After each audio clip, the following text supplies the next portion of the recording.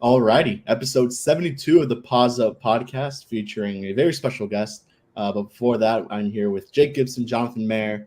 Well, by the time this recording comes out, we already know if FIU football won or lost. We would have a post game show, a halftime showdown. So hopefully that went well. But we're back here. A very special guest. We have Owen Puk, redshirt junior pitcher for FIU. Owen, what's up, man? We're very, very excited to have you on as you're gearing up for what we're all hoping is a huge season for you guys. Yeah, excited to be here. Thanks for having me on. Yeah, so I just want to start, you grew up in Cedar Rapids, Iowa. Just when did you first start playing baseball competitively, and when did you really know that this is something you kind of want to pursue full time? It started, 8U, playing like travel baseball. And I'd say like when I got to high school, I quit football and I was just playing baseball, basketball. And then like junior year, I just started to focus on baseball, so I quit basketball. And then, obviously my older brother and my older sister, and my other sister, doing college sports, like I knew baseball is what I wanted to do. What position were you in football? Quarterback and tight end. Yeah. We're a good one, or how do you? What were you better at, quarterback or tight end? I'd say quarterback. He's got the arm, so I believe it. I thought you needed a quarterback the other day after those two guys. Never know.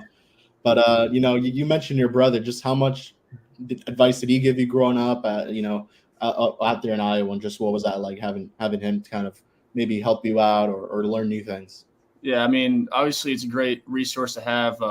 Seeing what he did growing up, and then I still talk to him, every day. So it's always just a nice little resource to have to like any questions or anything, because he's been through it all. So yeah, it's just great to have and just learn from him.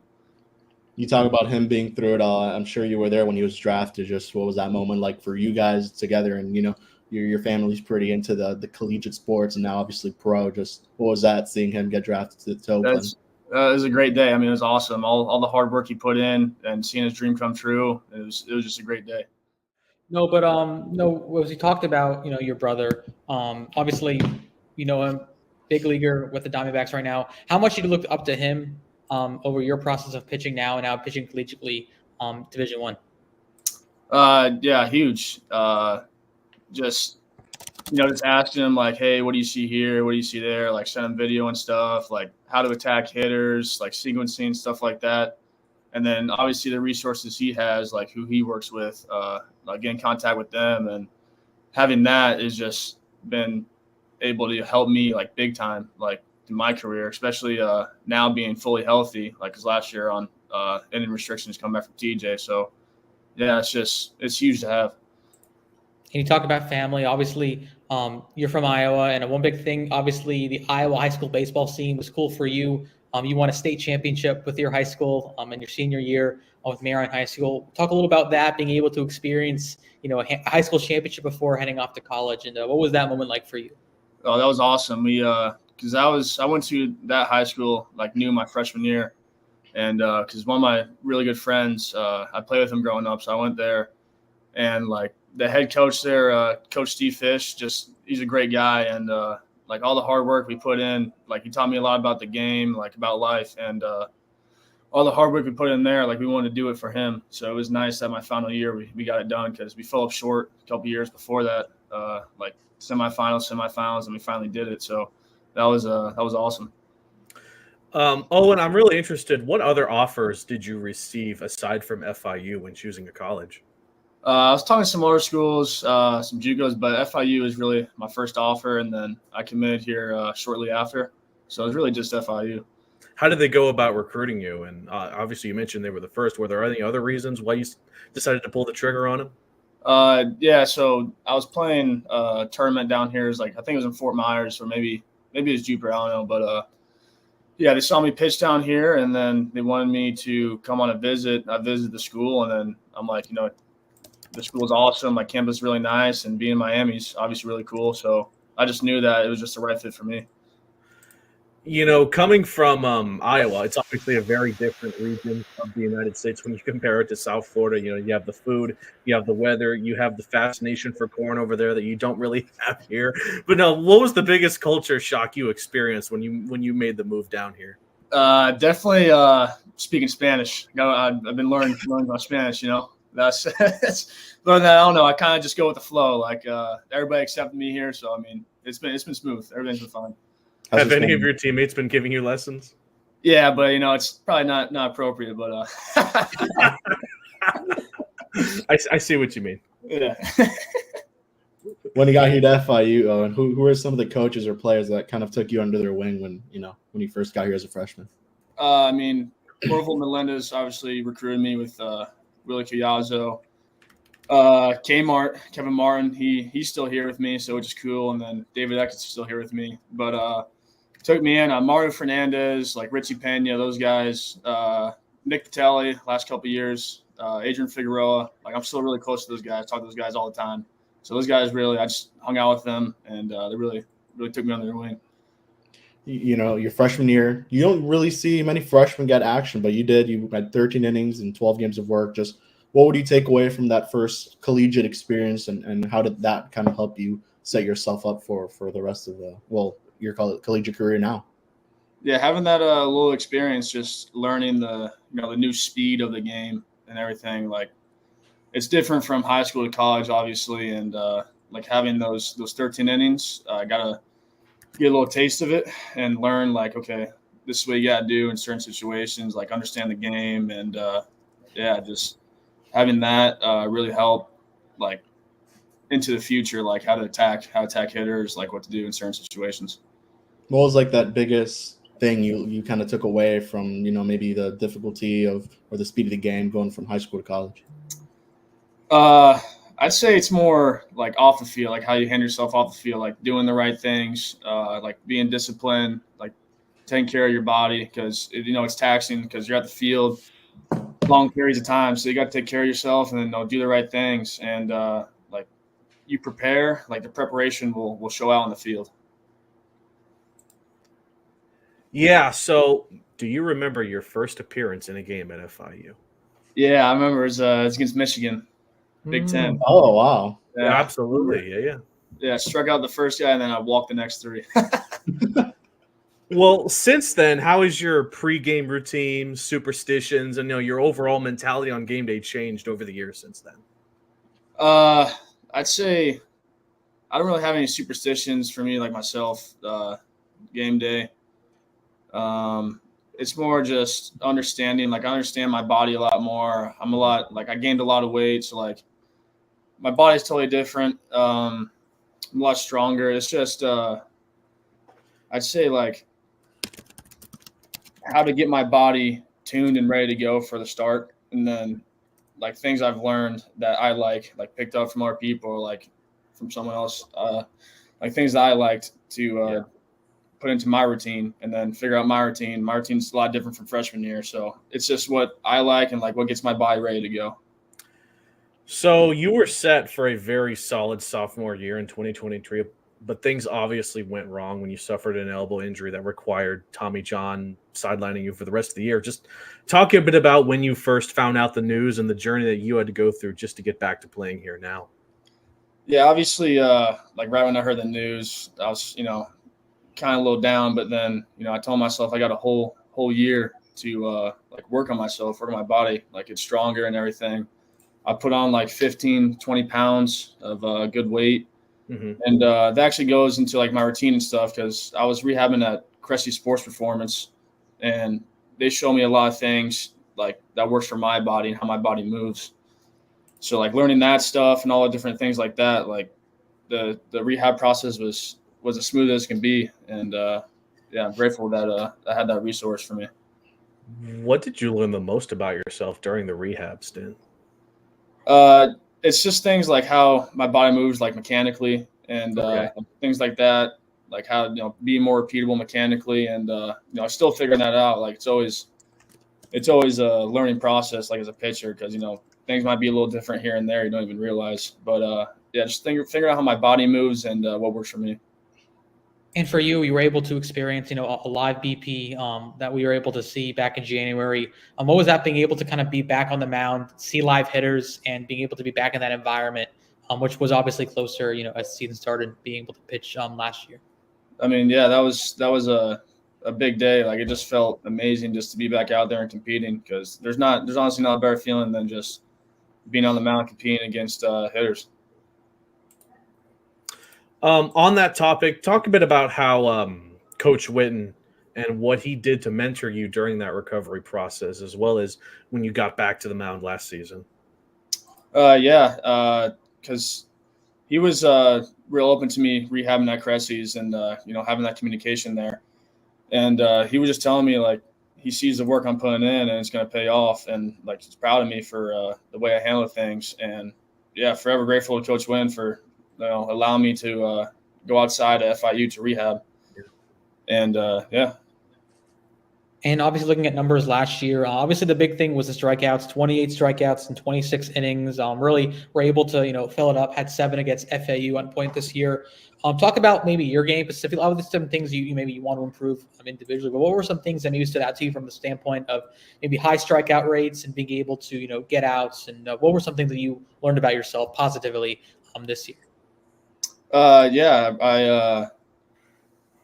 know I got good stuff to attack hitters, so I think just getting ahead would be beneficial for me, like just putting hitters away.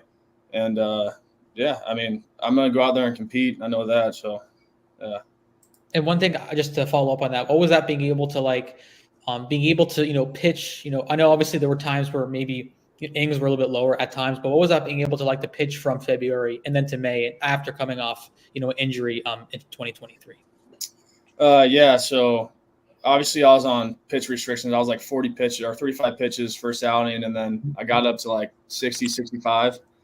So just having my innings go on, and I just started feeling better as the year went on, like coming back from that injury, and then started feeling more healthy. And towards the end of the year, like, stuff was clicking, and I felt my body and everything felt great towards the end of the year. When it came to command and control, definitely seems like that was maybe a little bit of a struggle. Just talk a little bit about that. Why do you think maybe that occurred, and just throughout this offseason? I know I was talking to AJ when he came back here to Miami. He was mentioning that you were working out with one of his guys over there in I think Arizona. Just what was that like, obviously, and just maybe where did those command and control things kind of stem from?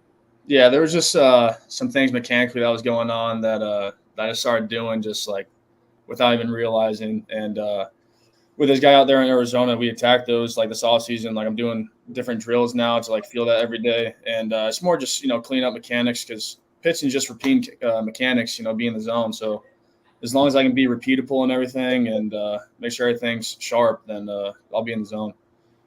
And as we kind of look back to last year, obviously you guys won 27 games, which was the most in 6 to 7 years for this program. You guys make the conference tournament, win a game in the conference tournament, really do a lot of great things, take down Miami and some other Power 5 schools like Notre Dame.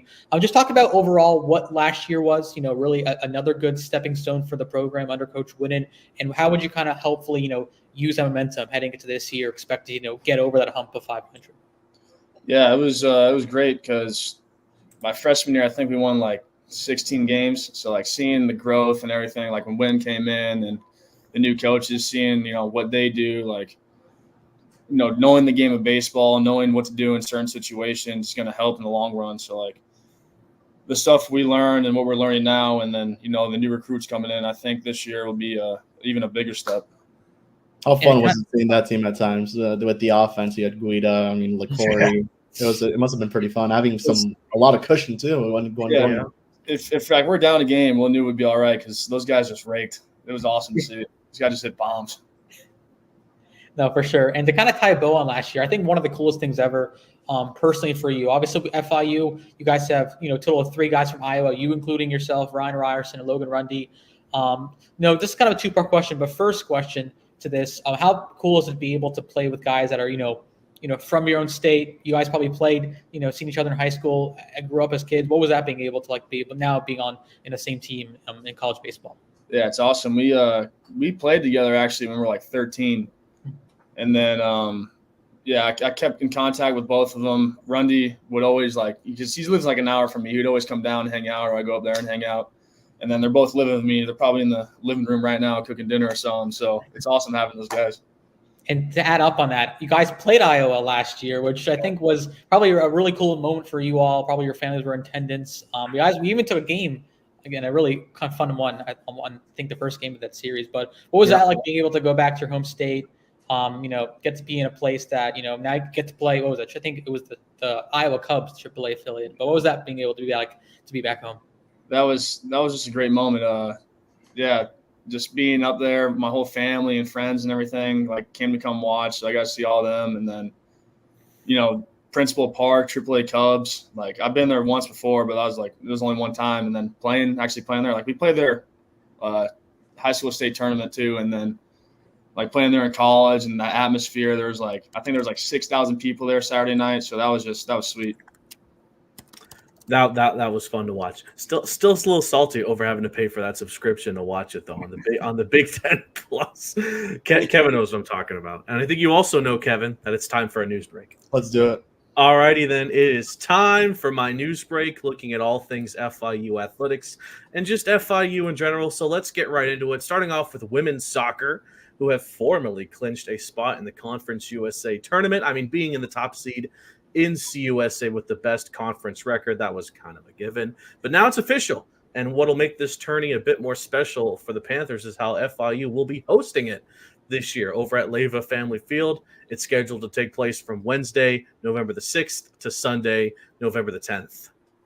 Up next is FIU tennis, as FIU's very own Ekaterina Kardinova has advanced to the finals of the ITA Southeast Regionals this upcoming Monday with a 3-set comeback over an opponent from Georgia. Now Ekaterina will be taking on an opponent from Miami tomorrow for the championship. FIU's junior from Russia has also qualified for the NCAA individual tournament in Waco, Texas from November 19th to the 23rd. So best of luck to her. And finally, it looks like FIU athletics has been hitting the green library, as almost every team has released their cumulative GPAs for the 23/24 college year. Since we have a baseball guest, let me first start off with them wrapping up with a 3.25, while football landed with a 3.09, which is the highest in program history. Softball managed a 3.41. Both swim and dive and women's soccer got a 3.65. Men's soccer wasn't far off with a 3.61, but it was tennis that got the top spot with a 3.7. So congratulations to them. And that was a pretty brief news break, all things considered. So, Owen, let's get back into talking about expectations now for 2025. It's soon approaching. We're only a few months away now. I'm wondering if you've set some personal benchmarks for yourself in categories such as, strikeouts, ERAs, things like that. We actually, all the pitching staff sat down with Coach Whitson, the pitching coach, and wrote down our goals. But we wrote down not like results based. It's more process based. Like how you gonna get those results. So my goals are more process based because you keep on trusting the process and the results will show. So obviously you're not the only pitcher on this roster. You have quite a few returners, but talk a bit about some of the newcomers, such as you have Easton Marks, who seems like a popular name amongst the coaching staff very early on with what he can do, including having high velocity. Easton, he's very smart too. Like just talking to him and picking his brain, like his routines and everything. It's been nice to talk to him about that, and then other guys such as Juan Villarreal. He's been pitching very well in our inner squads. So, those new guys, I think it's a great addition to our team. I think it's going to be a huge step for us into winning some more ball games. You just mentioned him. Talk a little bit about Coach Whitson and what he's been able to do with you guys as a pitching staff. I know at some points you guys struggled, but I mean, coming out of some guys at the bullpen really, really lit it up for you guys last season, and then some really nice outings for you guys in general. I remember the FAU game. I think you shut them out. So, I mean, just some really nice outings this season, last year for you guys, and just how big has he been in your guys' development now going into 2025? Yeah, he's been huge. He talks to everybody every day, watches us in our catch play, and he's real huge on, first pitch strikes, getting the first 2 out of 3, which is great goals to have. Like you're going to do that, then you're going to have success pitching.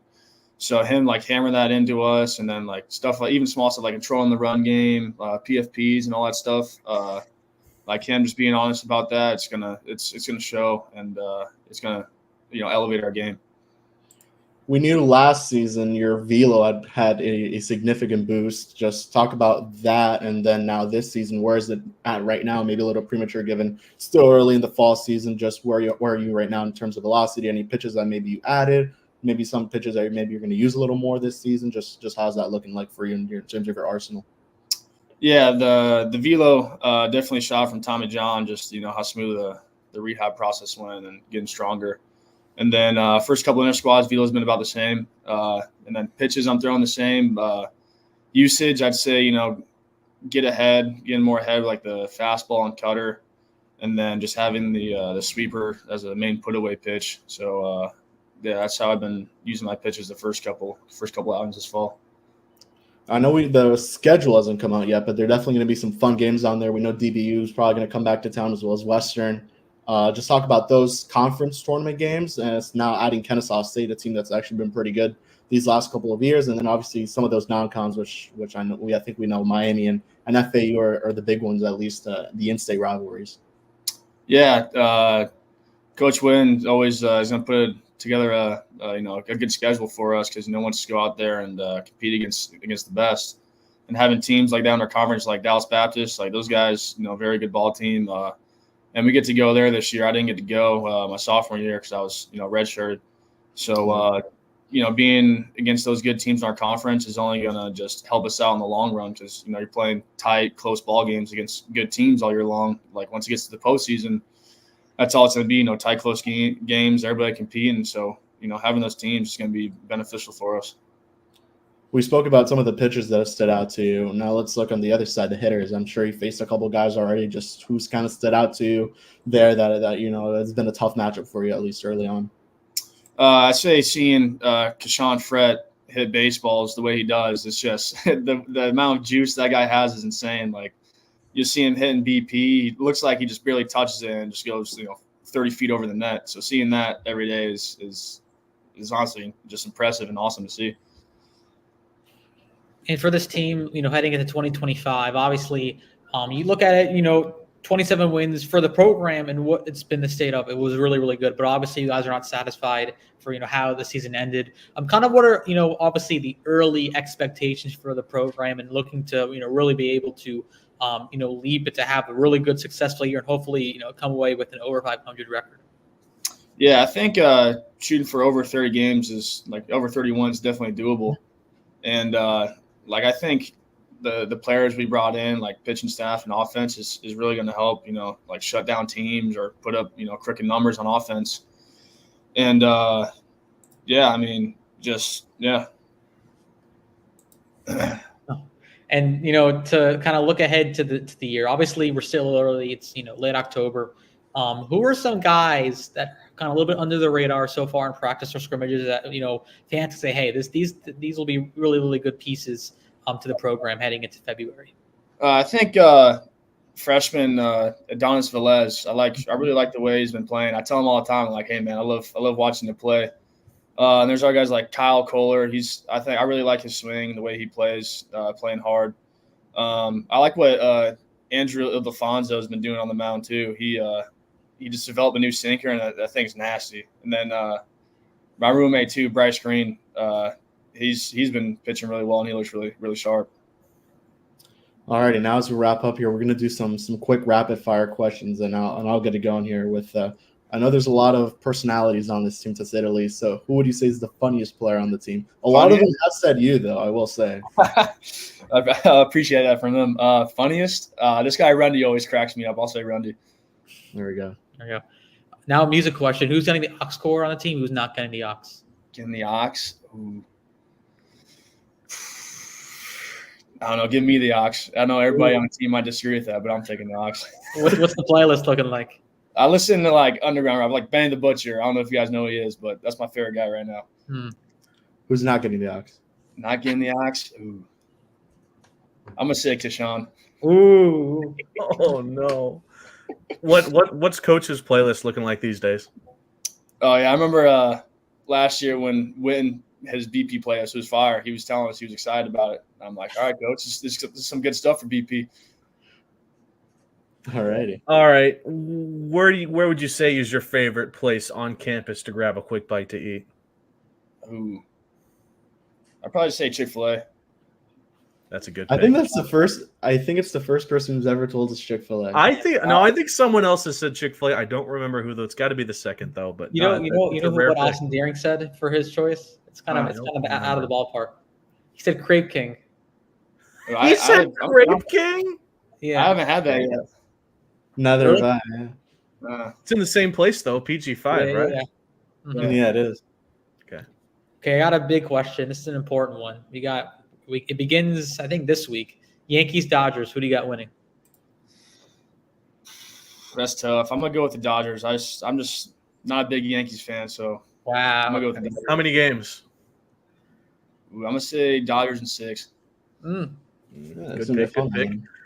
You know, something that I think FIU has a very good collection of uniforms, regardless of where you look. You got some classics, you got some flash. Just which one would you say is your personal favorite set to wear? We don't wear them very often, but I'm a big fan of the all black unis. I do like those. All right, and we asked this to every student athlete to wrap it up here. Owen, who do you think should be the next FIU baseball player we should get on the podcast? Ooh. We've had Rundy before. We had Guides, obviously. Keyshawn, Brylan, Jeff LaCory. I'm gonna get a new guy this year. I'd say get Easton Marks on here.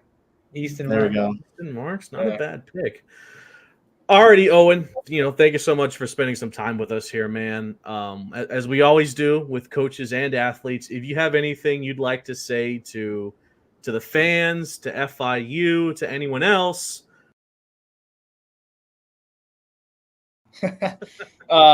Just thanks for all the support, all the fans do and everything. Just come out this spring and come support us. Come watch us win some ball games. That's all I got. There we go. All right, so we're gonna wrap it up here. Yeah, we're gonna wrap it up here from Owen, from Johnny, from Jake, and myself. We'll see you guys all next week.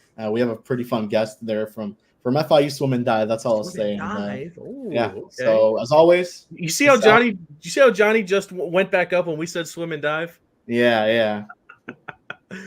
Alrighty, peace out, and as always, paws up. Paws up. Thanks for having me.